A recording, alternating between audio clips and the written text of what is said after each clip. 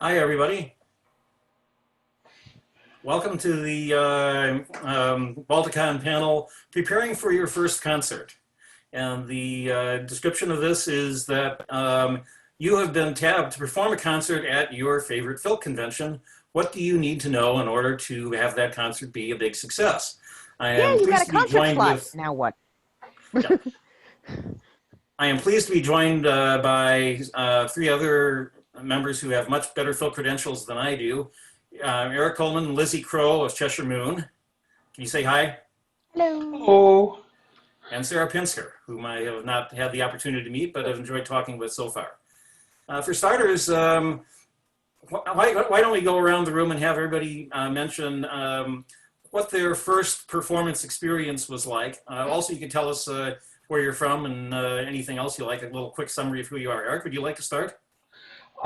my first performance. On what level? As a musician, as a drummer in a punk band in the late 70s. That's where I started. And I've gone through about every other, from being drummer to being bass player to being guitar player to being keyboard player to being lead singer. I quit for about 17 years. I'm now actually, this is the 20th anniversary of me starting music again, coming up this summer. I've been over the last 20 years, a solo performer, just kind of a wise guy, singer, songwriter, Loudon Wainwright-esque sort of thing. I was drummer in hard rock folk band Toy Boat, and left that about 12 years ago after I had too many hand surgeries to really continue. And I've been playing strings and things with Cheshire Moon for the last 9 years, Okay, and great. Lizzie? it's been wonderful. My first musical performance was when I was 10 years old. It was a violin recital. My first performance, really as an adult, was actually on stage with Eric.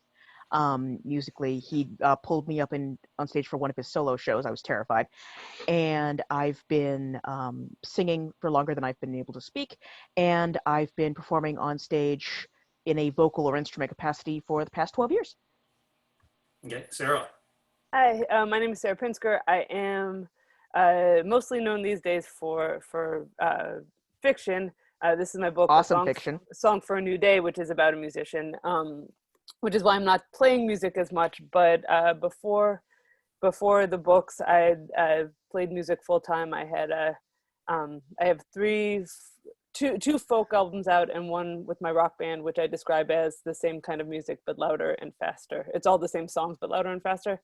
And another album that I've been saying for a long time is coming, but it genuinely is imminent now.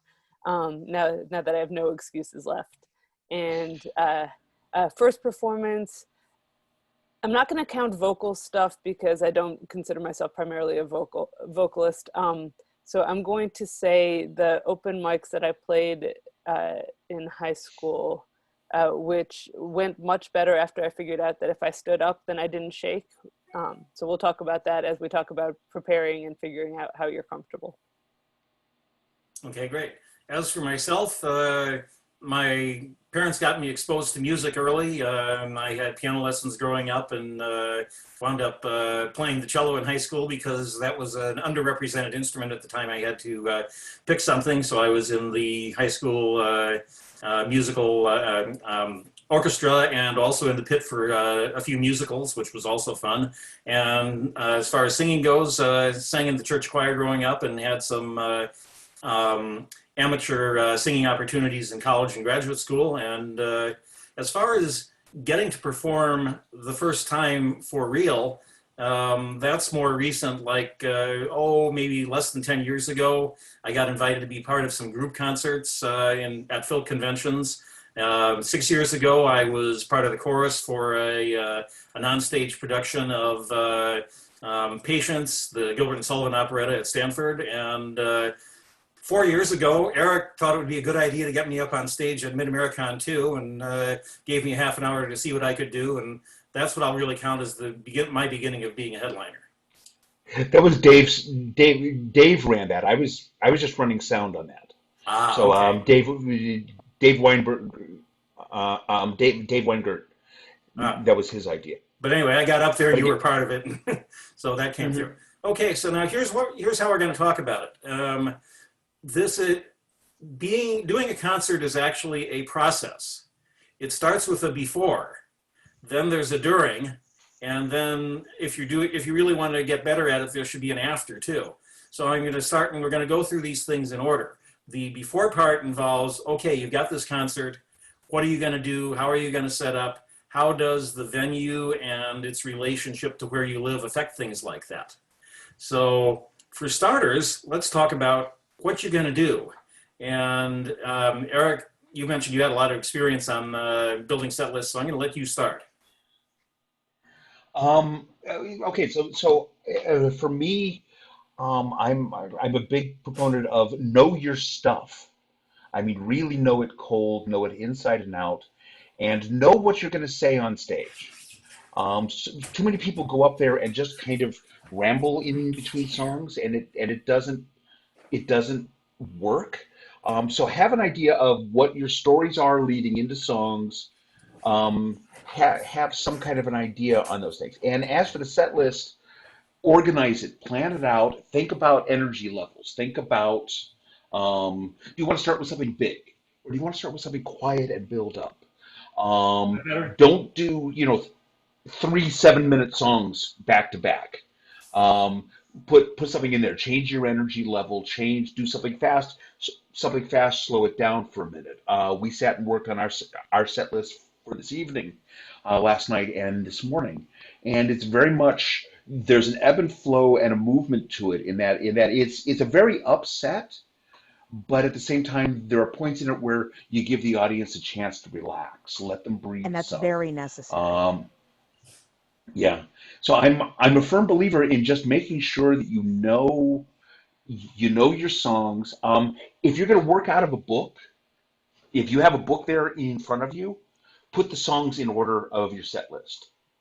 That's something people will be digging through their books and You'll be digging through their flipping books. through That's really books simple. back and You forth, and it's know, like, yeah, yeah. You know what you're going to play that hour. Take those songs out, put them in order in the front of the book. So all you have to do is flip to the next song. I use an iPad and I do a separate PDF for every show. So all I need to do is just flip my iPad and I've got the 2 pages side by side of whatever song that we're about to do next. So just little things like that to make the stage time run smoother, you need to have ready beforehand. yes. And also, if you're playing multiple instruments, if you're playing, say, a guitar and a flute or a guitar and a fiddle, you need to know how those, you need to have that planned out so that you're comfortable with the Mhm. changes, the instrument changes. Um, and you need to make sure that you know how you have to adjust physically for those.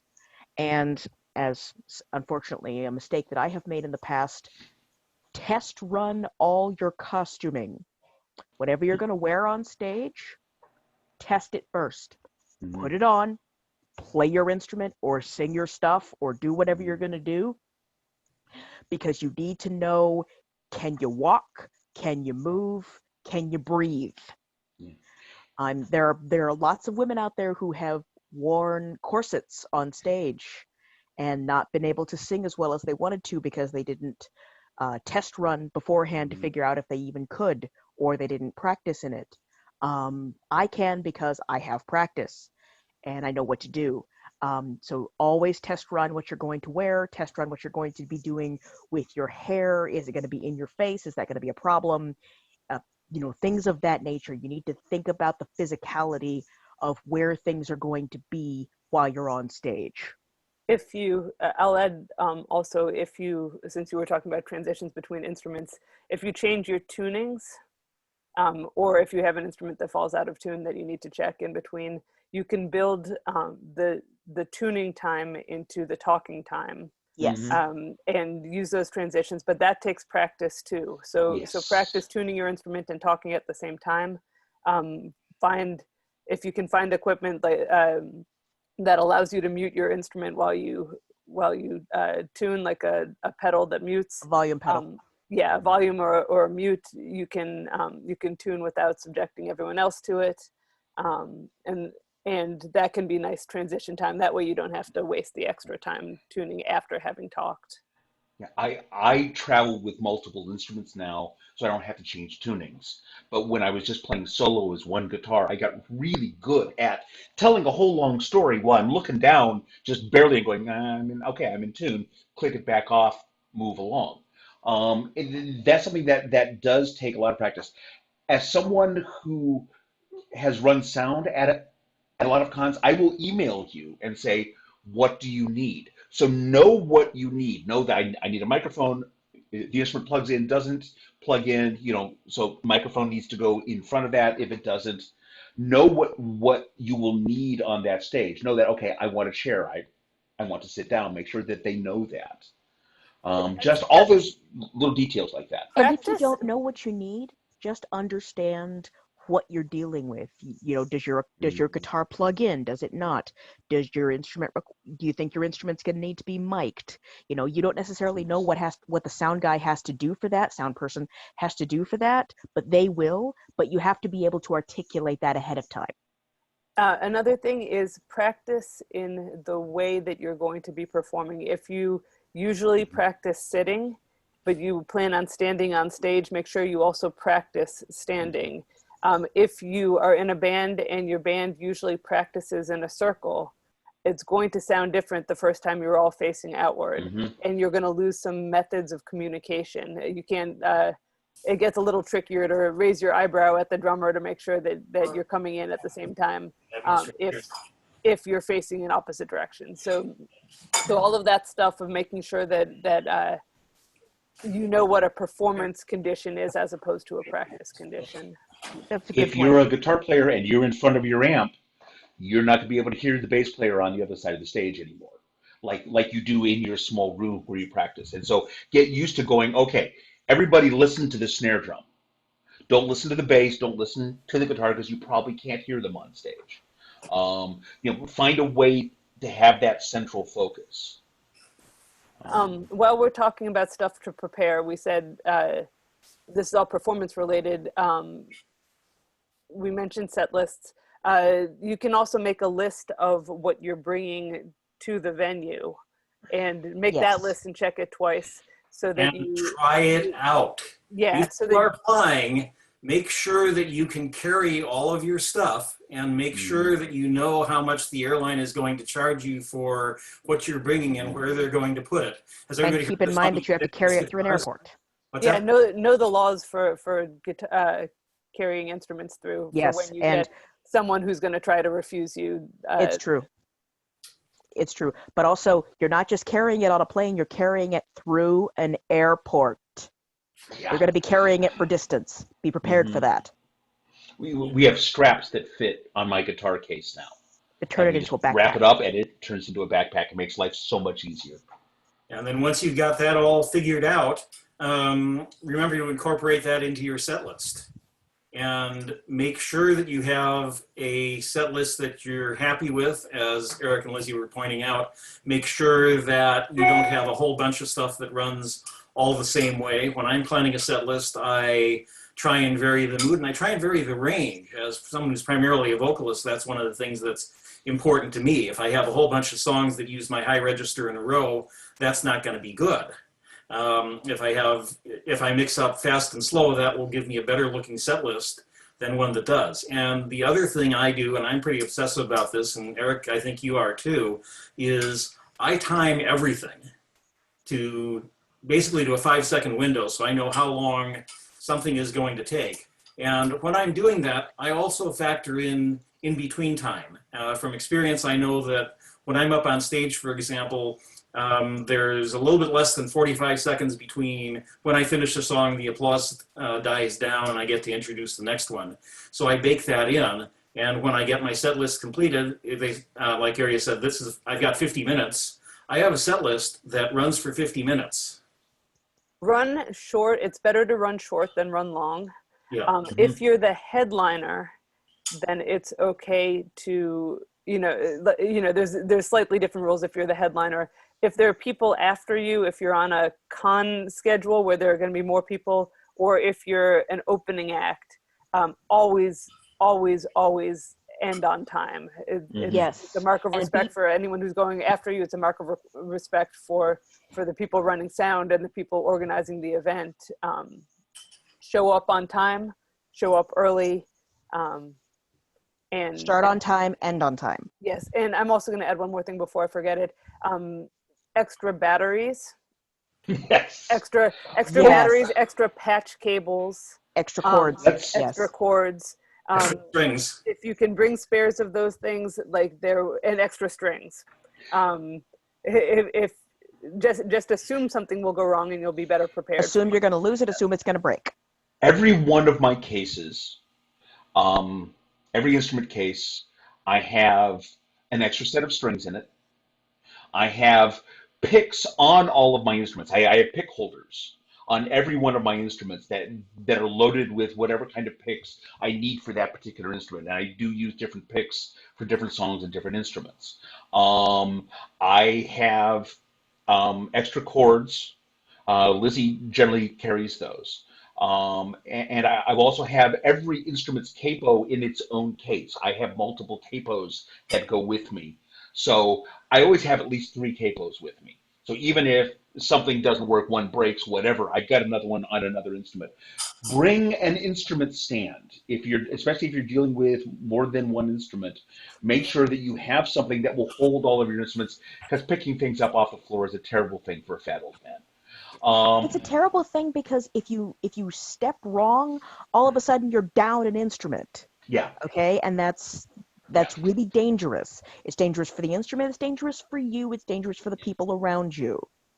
I'm going to add also, if you can in this new era, it never hurts to bring your own microphone, but I'm going to say going forward, you may want to have your own microphone with you.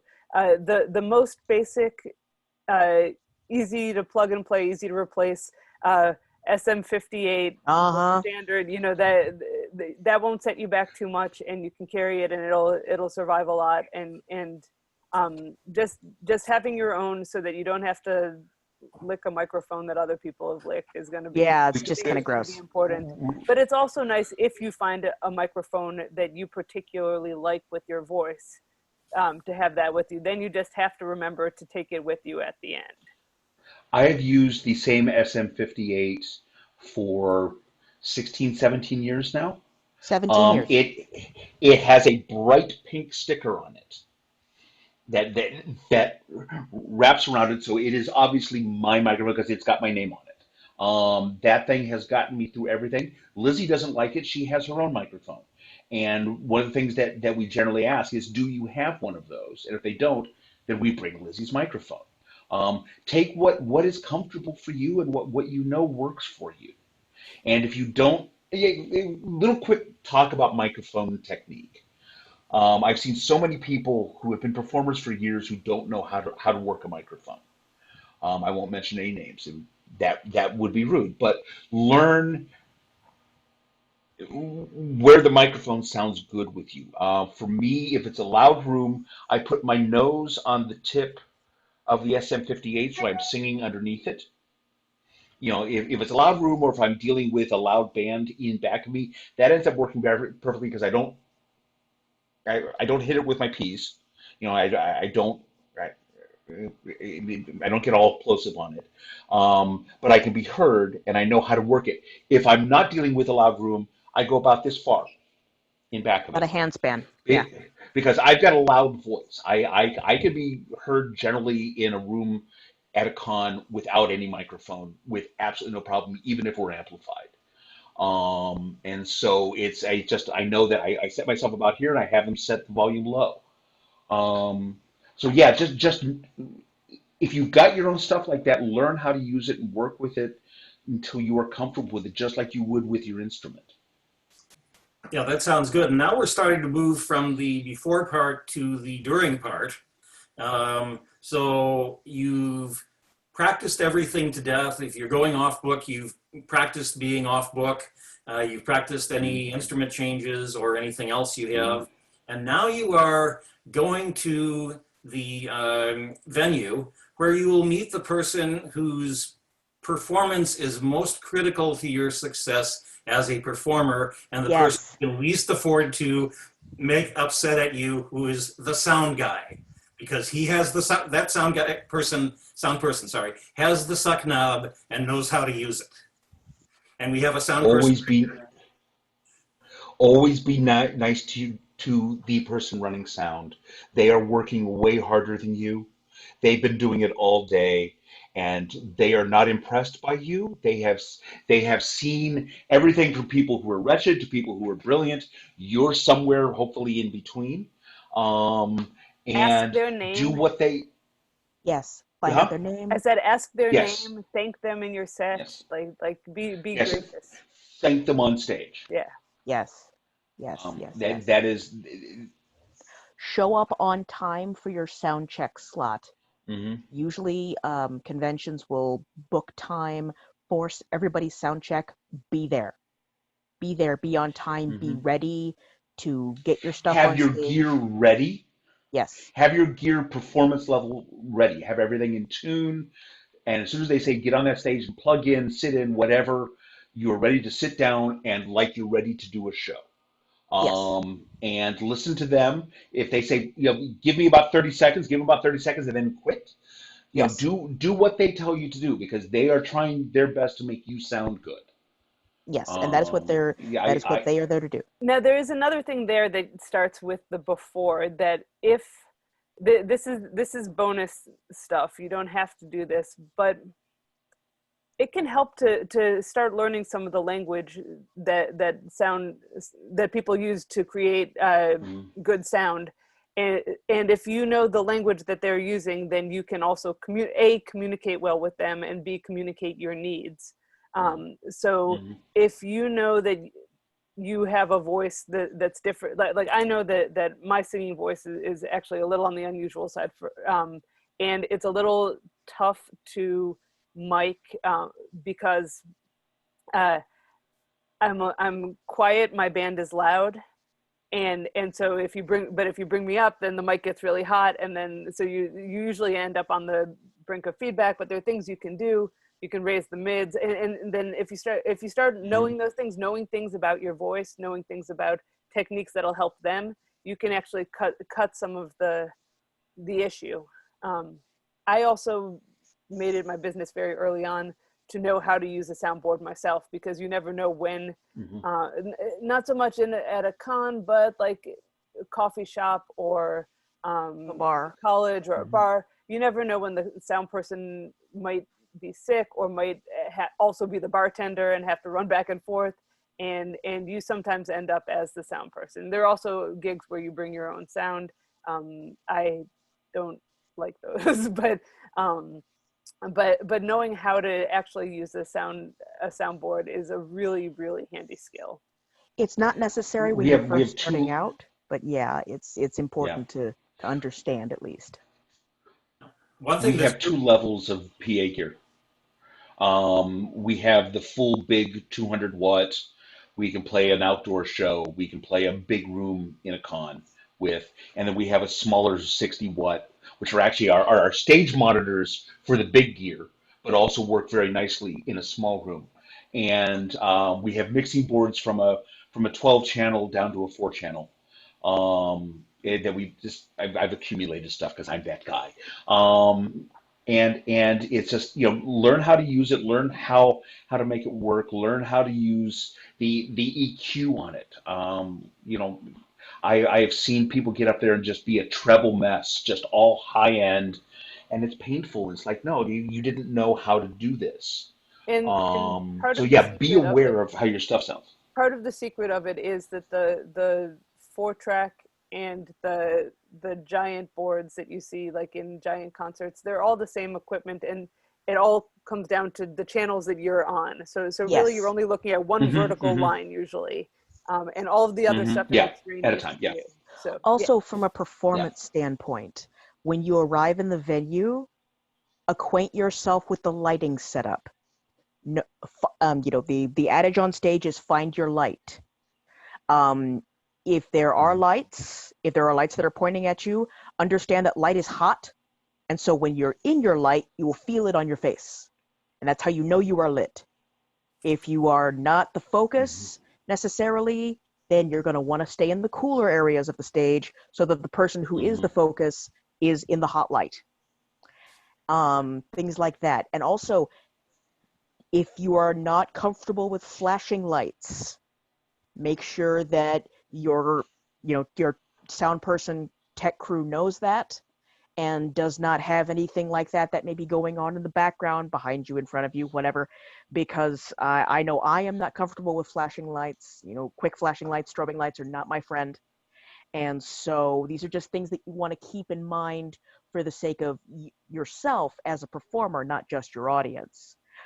But also, when it comes to how you present on stage, and this is during the show, always assume you're being looked at. Never assume you have any downtime when you're on that stage. When you're on that stage, everyone's looking at you. Act like it. Be on the entire time you're up there. We have spent hours and hours working out who we are on stage as a team. I'm the fool. I'm the silly one. She is constantly looking over at me like, really? And we've spent time working on that dynamic and working on the feel of that. And we're in those characters when we're in public. When we're just in the hallway, we're still those people. We're always performing. We're both really shy people who like to perform, and so we stay Eric and Lizzie. This is how we are. And so think about who you are on stage and how you present. And it may not be anything other than this is just me, and that's fine.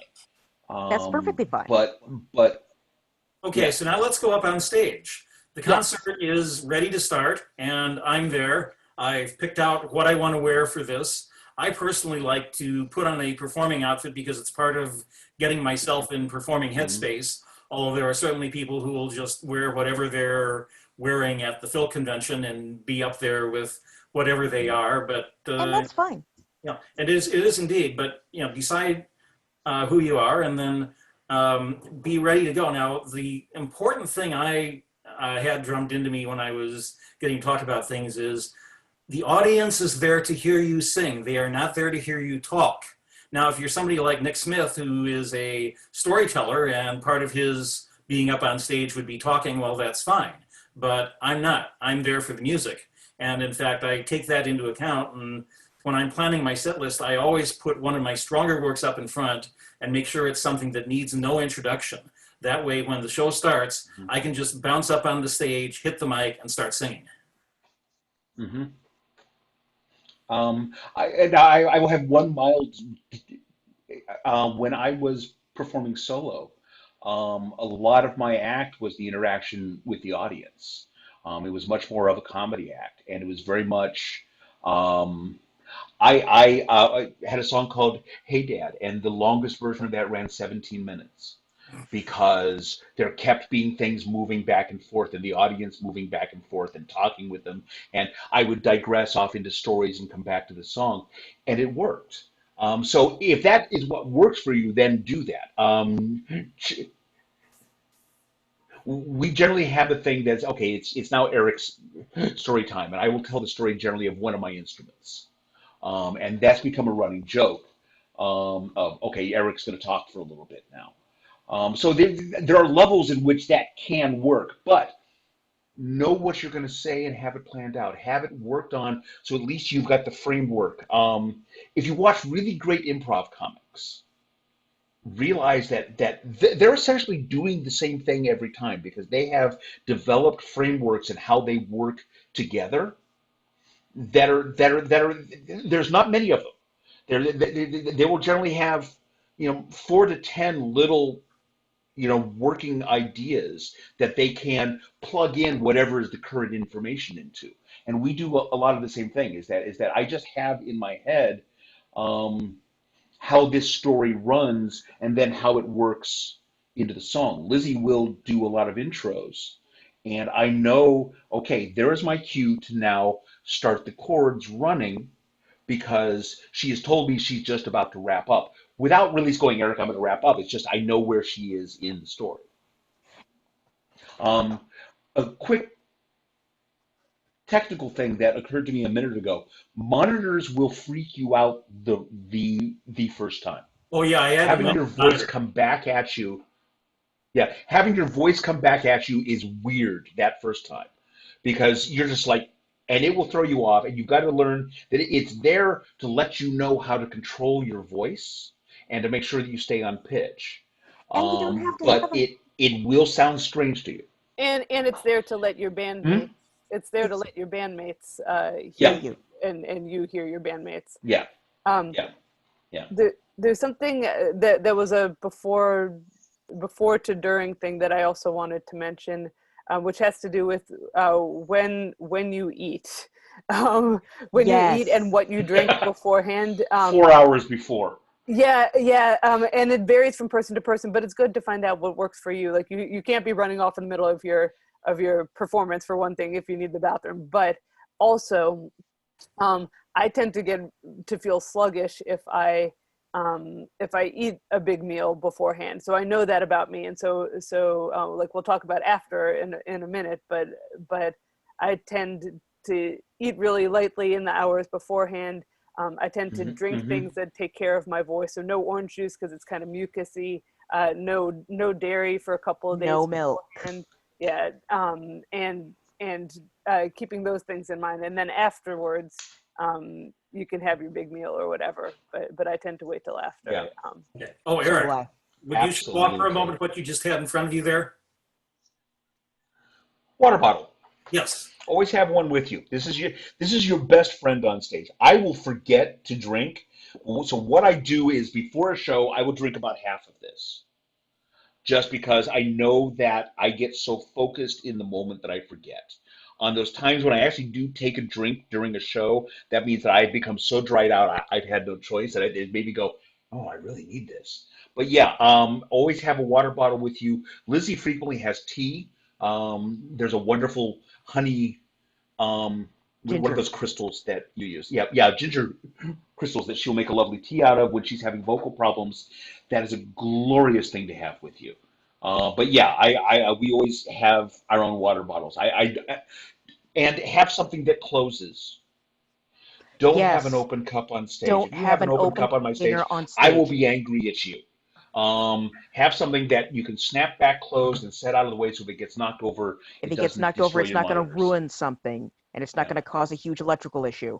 Go make ahead, sure Doug. make sure you can read your set list from your eye level to the Hmm. ground. Yes. Yeah. Is another one that If it's people on the don't. ground, Hold up Um, the set list, Lizzie. Yes, this is the point where we do the show and tell. I was going to Yeah. yes. show off Okay.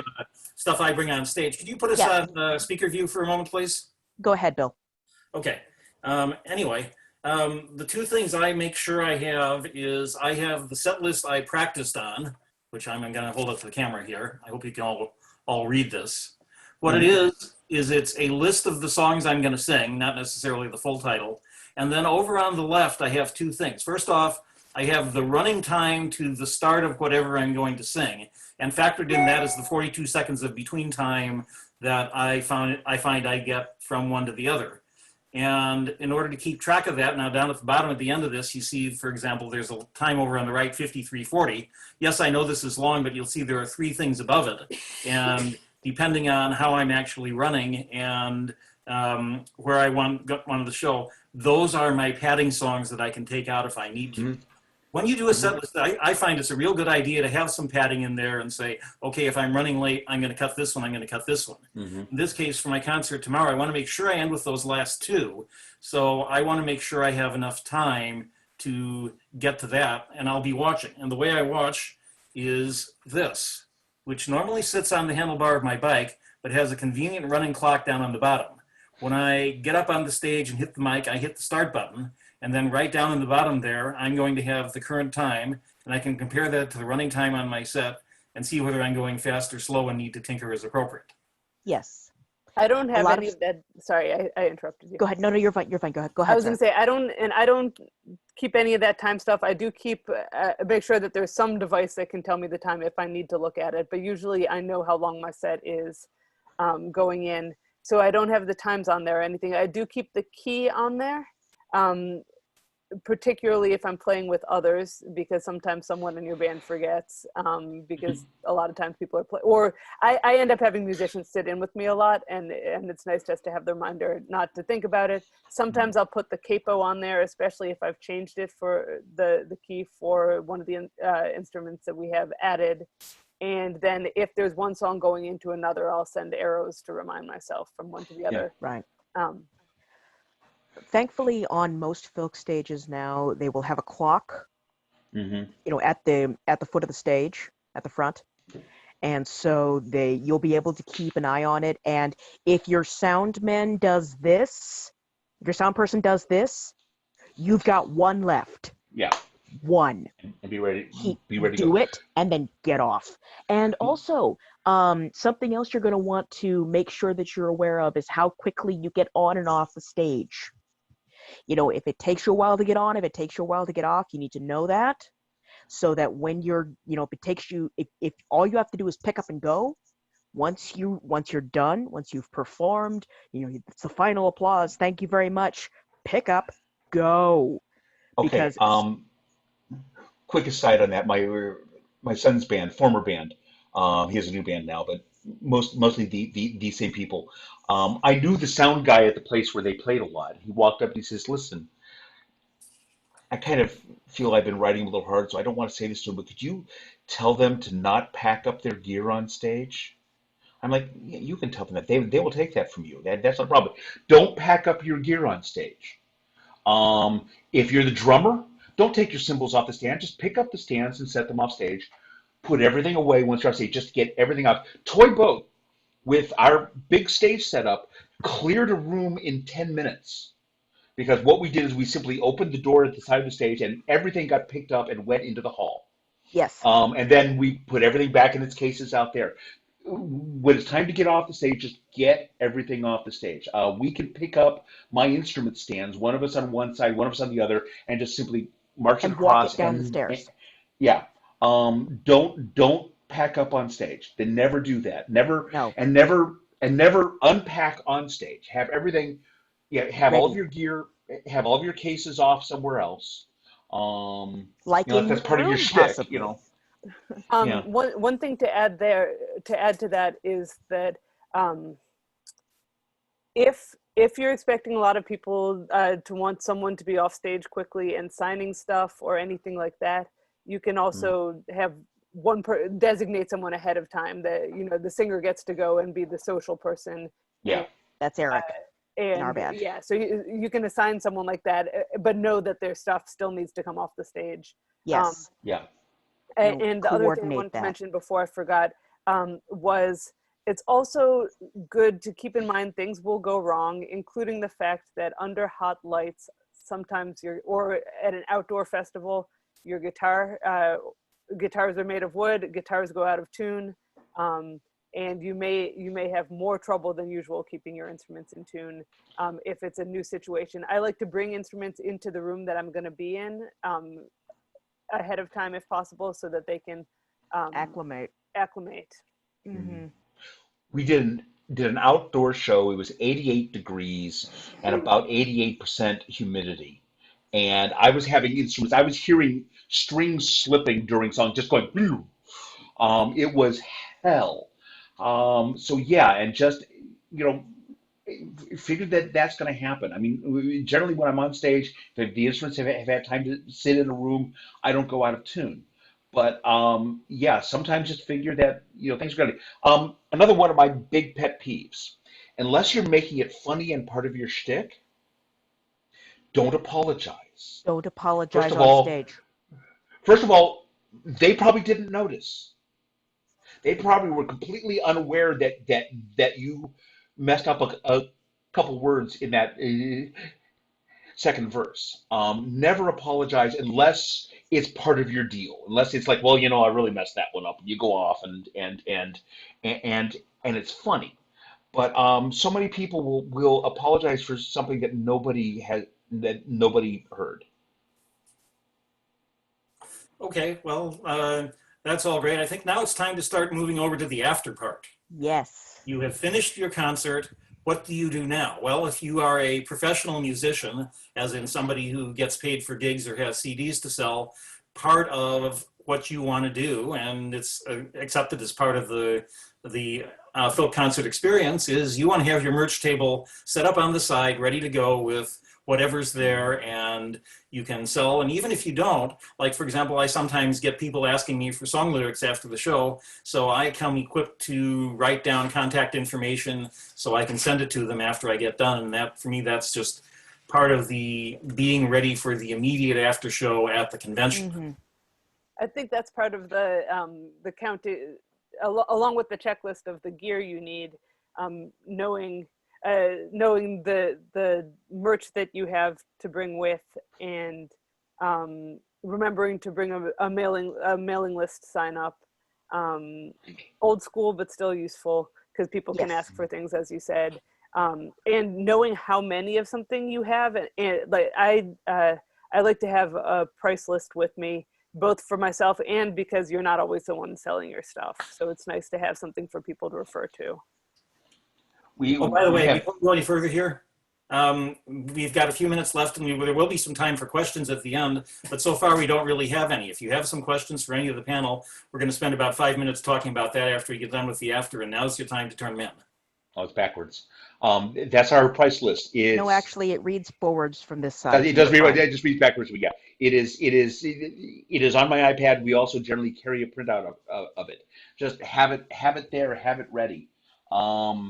Also, talking to people, it goes back into the never apologize. When they tell you that you had a great set, thank them. Just say thank you. Thank you so much. Even though you're going, that was the worst show of my life. Oh my God. I just suck. I should just give this up. Keep that inside. Thank you so much. Give them a hug, unless you're too sweaty, and move on. And then once you get back to the room with whoever you're working with, go, what did we do? Because that was the thing. Okay, last time we were at Balticon, Lizzie was having voice problems. I couldn't stop coughing. We thought we put on one of the worst shows that we've ever put on, and there was a line for CDs after our show.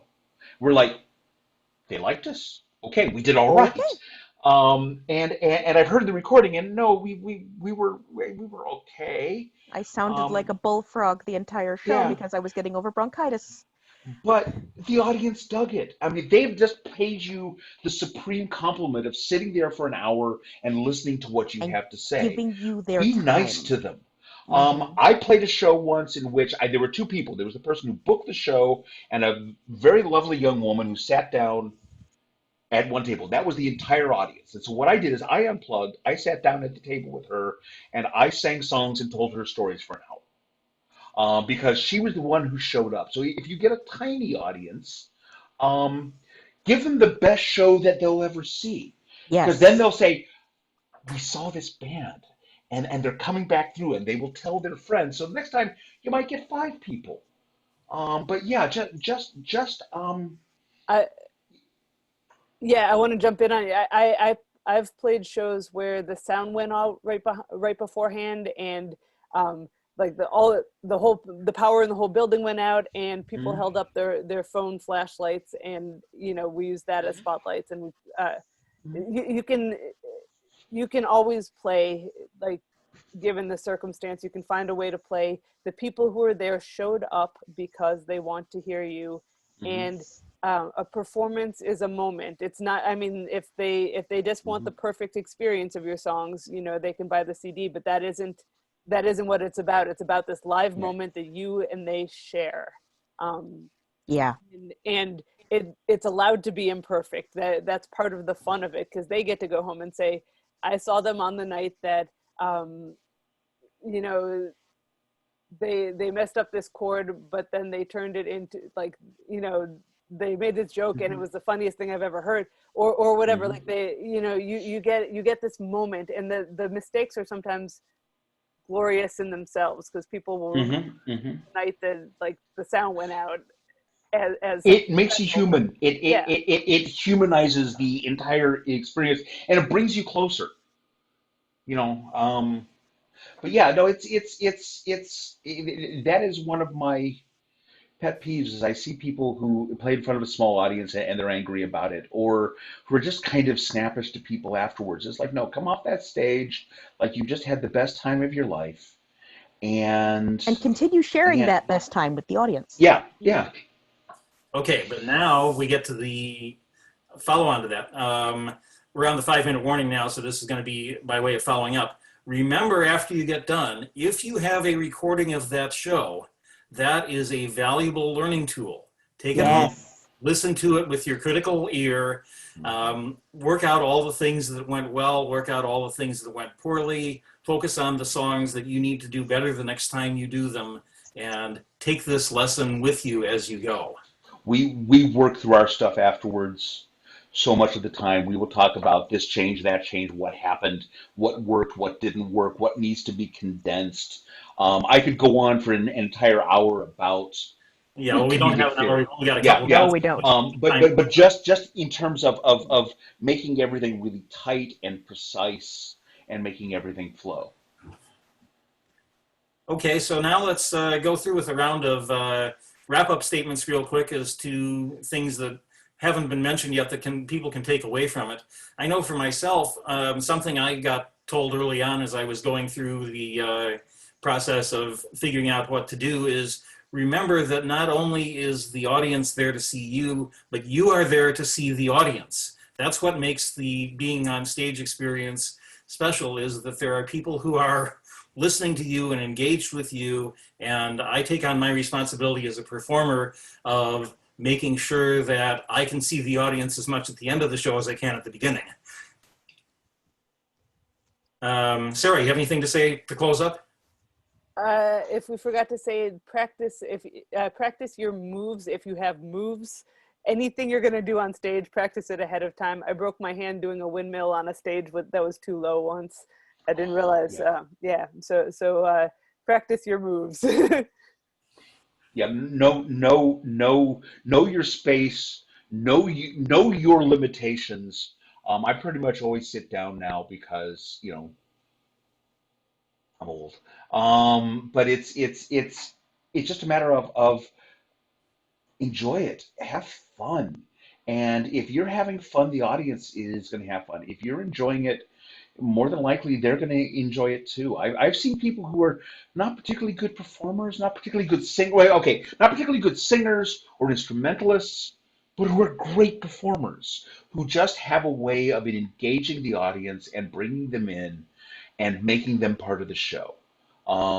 There's a guy named Tom Robinson, who wrote a great big long piece about this that I need to find the link and put it back up on my page again. It's on my Facebook page, so you can find it in my notes about what it takes to be a solo performer. Just love it, Okay, Lizzie. Mm-hmm. And also, one thing that we didn't mention regarding things like stage fright, this goes back to practice. Know what you need to do to get yourself in the mindset and the physicality that you need to be on stage to do the thing that you do. We talked about eating and drinking beforehand. Make sure you get enough sleep. If you require anxiety medication, make sure you have it, make sure you take it. Develop those routines as well, because those are just as important as the music, is the self-prep. Be prepared. Something Henry Rollins actually always said is like, don't go out there sick, don't go out there drunk, don't go out there high. Go out there and do your thing and be ready to do it. Yeah, And go out there and sick sometimes you can't avoid, but be out there, be ready, and do your thing with all the gusto that you want to apply to it, and just welcome. Yeah, and that's why when I start a show, I start there by going out there and claiming my spot on the stage and making it mine. And the whole getting started right up in front is part of that. And so at this point, I'd like to thank the panel for sharing their insights with us, and I hope you all got a lot out of it. You just had a couple of comments in the question stuff, so there's nothing to deal with there. And then we hope to see you all in folk circles or wherever later in the show. Oh, also, 9 o'clock tonight.